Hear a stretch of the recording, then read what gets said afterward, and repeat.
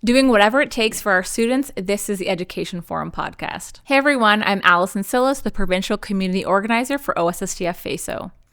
And I'm Martha Haradaway, the President of the Ontario Secondary School Teachers Federation. Today we're here to talk about what matters most to our members, and this is really a topic that affects all of us, bargaining. So let's get into it, what it is, how it works, and how you can get involved. So let's start right at the beginning. What do we mean when we say bargaining?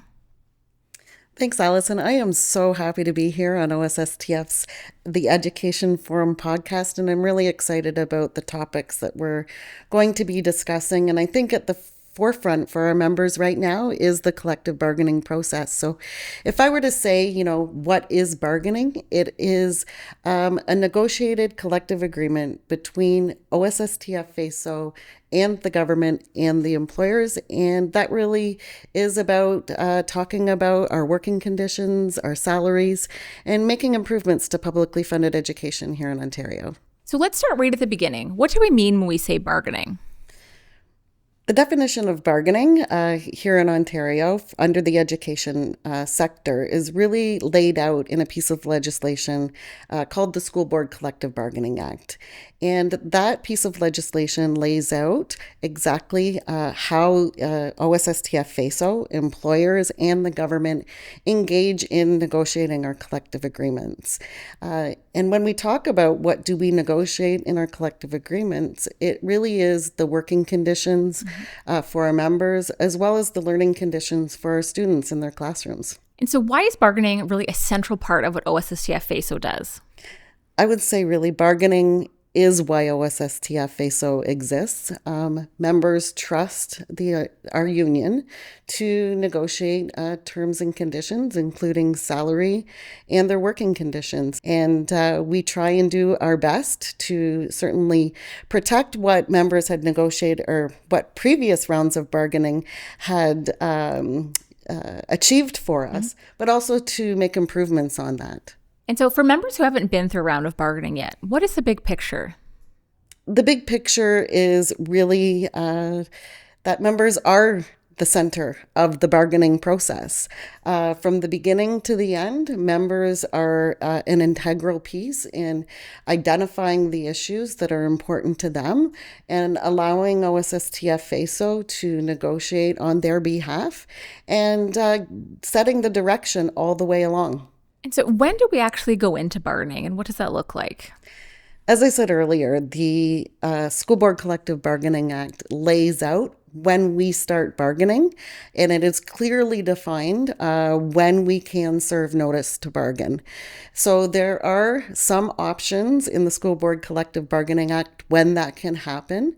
It can be a mutual agreement between the parties, OSSTF FEESO, the employers, and the government to start at any time. Or the government can write a regulation to start negotiations at any time. But in past rounds, when negotiations have traditionally started for OSSTF, and the earliest that we can serve notice to bargain is 90 days before the expiration of the collective agreement. And for those listeners who don't know, our collective agreements expire August 31st, 2026. So sometime in June will be the earliest that we can serve notice to bargain, unless those other things, as I mentioned, happen earlier. And so what kind of preparation is happening before these talks even begin? Well, the first piece is we have to find out what it is that our members want to see in the round of bargaining.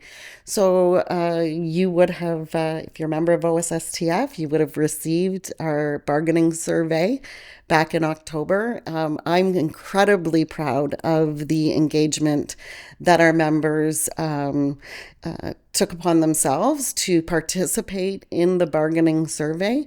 We had over 26,000 survey respondents. And so we're going to take those results and we're going to dive into them and find out what issues are important to our members. The next step in that is developing our briefs, the proposals that we are going to pass across the table to the employers and the government that the members have identified as their priorities. So right now, our team, led by our Protective Services Department, is working very hard to develop a draft brief. Those draft briefs will go to presidents and chief negotiators, where they will be able to provide input and advice to the proposals that we're going to share with the government.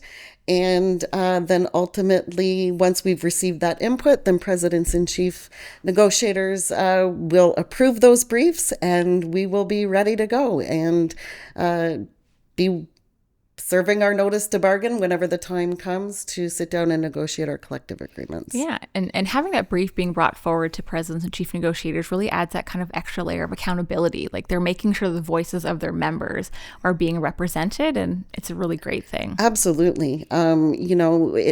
What happens in Windsor, it may be different than the circumstances that happen in Ottawa or Kenora. So when we have presidents and chief negotiators who are able to come and talk about the unique needs of their members in their local communities, it really does strengthen, the voice of our members from across the entire province.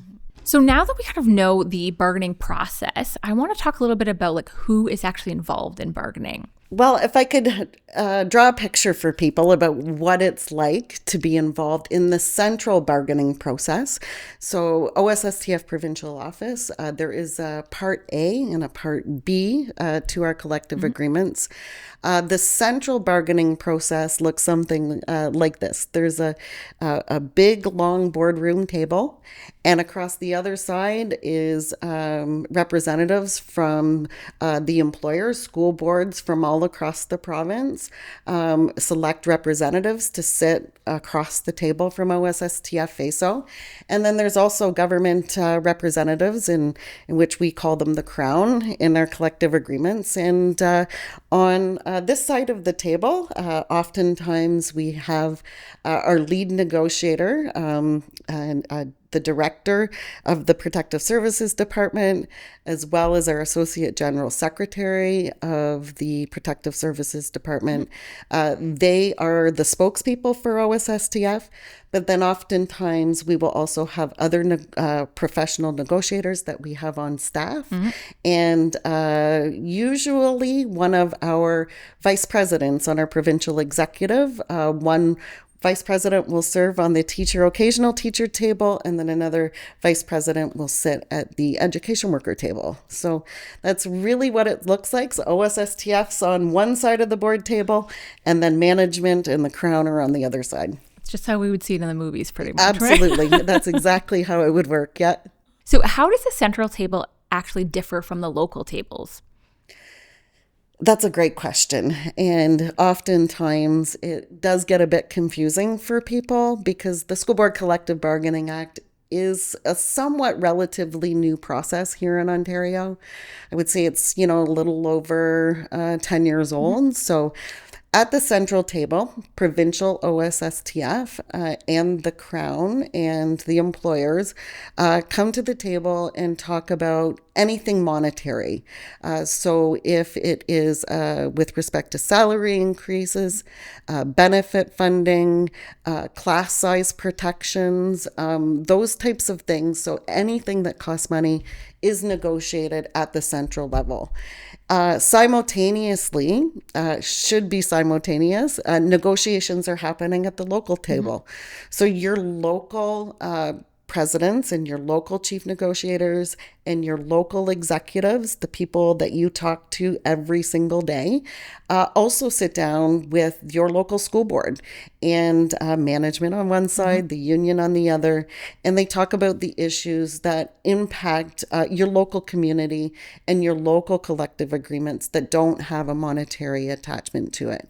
So it's really important in OSSTF that local bargaining is maintained and protected here.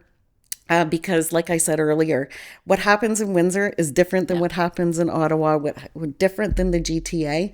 So it's a really important piece that is part of the process, and where you're able to talk about those unique circumstances with your employer locally. So once all of that's done, once the central's done, and once the local agreements are done, those two agreements come together, and the members have the final say. They are able to say that, yes, the terms and conditions that were tentatively agreed to are acceptable, and then you have a full collective agreement.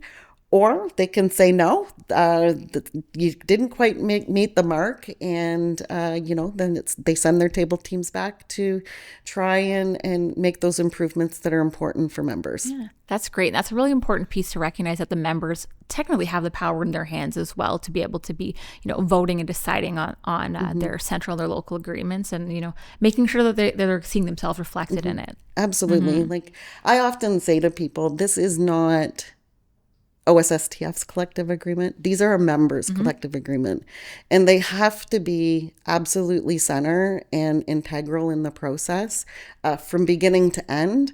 This is your collective agreement. This is yours to identify the priorities that you want. It's in your hands to make sure that you're defending against any cuts, and also speaking up for the improvements that are so desperately required in Ontario's education system today. And so members are the reason why OSSTF exists, and it's their collective agreement. So I find it incredibly key for me and for our provincial executive that they are centered throughout this entire process. No, absolutely. That's so important. And so you mentioned that members really help shape the priorities going forward. And so let's maybe talk about that a little bit. And so why is it important for members to be speaking up throughout this process? Every issue that we bring forward starts with members saying things that matter to them. And so what I would say to members is it is in your hands. And so you need to be involved in the process all the way along and participating in it. That is how you exercise your voice in our democratic union. And, it's important for people to understand that, we are going to do our best to try and communicate as much as we can. Sometimes that's not always possible because there are confidentiality agreements. There is a level of trust, I would say, within the parties that when you're talking about or negotiating items, that those stay at the table. But OSSTF and we really value, sharing with our members what we can and as often as we can. And what I would say for members, your role in all of this is making sure that you're reading the information, making sure that, you're up to speed on what is happening at the tables. It's incredibly important that we have your contact information so we can make sure that that happens. But engagement in the process, like I said at the beginning, members are the center of why we exist. It is the center of what drives the collective bargaining process.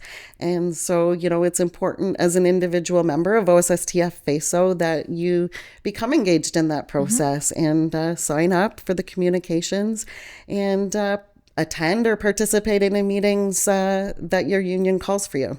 Yeah, and I would say that would go for all of our members, whether they're new to the profession or they consider themselves like a veteran to this. It's so important to be speaking up and getting engaged with the bargaining process. Absolutely. Every single one of our members is important. Every role that they play in contributing to the publicly funded education system is important. OSSTF FEESO is, I believe, one of the best unions in the province. I am president, and I honestly do believe that because we are positioned, we represent members from early learning all the way working in Ontario universities. We represent first, 40,000 public high school teachers in Ontario, but we also have 20,000 education support staff. And so, that really is the backbone of how a school runs, from the custodian, educational assistant, social worker, child and youth worker, secretary, and also, our members that work in the university sector. So, as I said, OSSTF is uniquely positioned to bring voice to the full service educational team. And I'm really proud of our union. Let's talk about maybe a little bit of what solidarity looks like, especially for some of our newer members who maybe haven't been through a round of bargaining before. What are some ways that they can be, staying engaged? Are these one-on-one conversations really important to be had at work sites, would you say? Absolutely. Having those one-on-one conversations with your colleagues is absolutely critical, and I would say key to our success, because they are working in schools and very oftentimes experiencing some of the same or similar experiences. And so talking about not only the issues that impact them, but why bargaining matters and why publicly funded education matters. And, it doesn't have to be contained to the conversations with your colleagues. I think even more important, it's important that they have those conversations with people outside of the education system, whether it's either family members or your neighbors, because not everybody has a stake or an interest in public education. So it's important to talk to them about, what's happening in publicly funded education today. As I had said earlier, this government, since they took office in 2017, has underfunded the system by some $6.3 billion. And our students' learning conditions are really being impacted by that. And while everybody has gone to school at some point, it's not the same when I was in school. And it's certainly not the same even 10 years ago because of this underfunding. So those conversations, and I would say the supports that are needed for our students, is really critical for new members to have with one another and with the community. Absolutely. I think an important thing to note too, we've had this when we've gone through other rounds of bargaining as well too. It's not only parents and guardians that we want to be speaking to. Obviously, that's so important. But speaking to those who don't have a child or dependent in publicly funded education is so important, because it's easy to say, I don't have a kid in school. It doesn't really affect me. But everyone is coming out of education, and that's going to be your nurse, your pharmacist, your bus driver, all of these things. And it's so important that they are sharing their voice about how important publicly funded education is, because it is directly affecting them as well too, even if they don't have a child in school right now. Absolutely. You nailed it there. Public education is the greatest equalizer. And that's why it's so important for investments into public education. It gives everybody that equal footing to get off to a good start. And I would say a strong publicly funded education system also drives a strong economy. Yeah. And, when you have a well-educated workforce in Ontario, that is what gives you the leg up from other jurisdictions. So we have done the research before. For every dollar you invest in publicly funded education, $1.30 is returned to Ontario's economy. So, we have to look at it as not an expense, not a budget line, but an investment into Ontario's future. So what can members really expect to hear from the union as we are progressing through bargaining? We are, like I said, we're going to try and be as transparent as possible. We are going to keep you informed every step of the way about where we are in the process. They can expect to hear updates that we are able to share through our bargaining bulletins. And, they can expect to not only hear from me, but they can expect to hear from their local leaders as well. And so, like I said, that's why it's so incredibly important that they keep themselves informed, that we have your up-to-date contact information so we can get that information to you quickly. And there's also lots of different avenues to receive that information, not only your email, but social media, of course, this podcast. And I think they can expect to hear that provincial OSSTF is working really hard on their behalf to do the best that we can for the members in our membership. Thanks, Martha. I think that was a really great point that you brought about this idea of standing together in unity and the strength in our solidarity as our members. Thank you so much. Yeah. Thanks to everyone so much for listening today. Whether you're an OSSTF member or you're joining us just as a show of solidarity, thank you so much for spending your time here with us. So if you have any questions for us, you can email us at podcast@ossstf.ca and we can get to them in a future episode. So this has been the Education Forum podcast. For more information on our latest campaign, you can visit underfunded.ca.